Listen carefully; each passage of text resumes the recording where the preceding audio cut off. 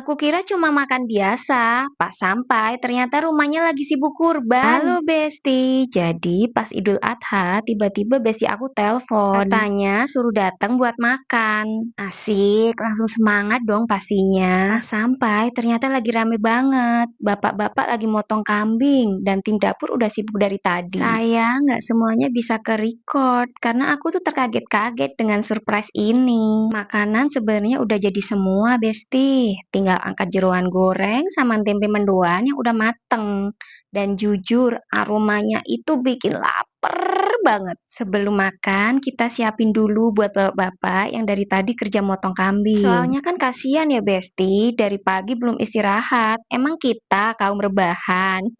Dan akhirnya waktu telah tiba, waktu telah tiba.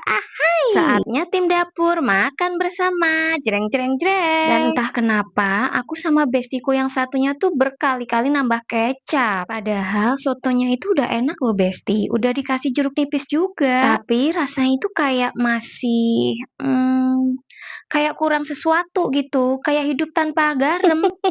Ngomong apa sih? Hidup tanpa garam, ke laut aja. Akhirnya kecap lagi.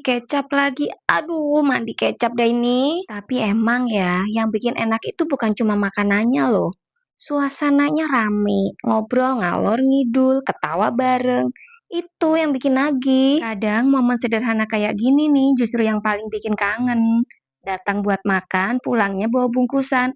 Bawa cerita maksudnya. Di dapur tuh suasananya selalu beda, Besti. Walau capek, tapi kalau rame-rame tuh jadi seru. Ini tuh tipe makanan yang gak harus mahal buat bikin bahagia. Kuah hangat, gorengan, sambal.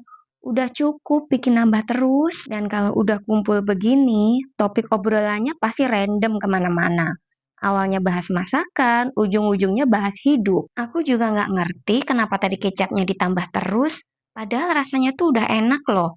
Mungkin lidahku aja kali ya yang lagi cari perhatian. Idul Adha memang selalu punya suasana yang beda. Ramai, capek, panas, tapi hangatnya juga kerasa. Setelah sibuk nyiap-nyiapin, akhirnya bisa santai juga makan bareng. Walau sebenarnya tenaga tuh tinggal 3%. Kadang yang bikin bahagia itu bukan acara besarnya, Besti. Tapi momen kecil kayak makan bareng dan ngobrol tanpa buru-buru. Khusus buat Besti aku, terima kasih ya buat hari yang rame, hangat, dan bikin kenyang ini. Jadi malu deh.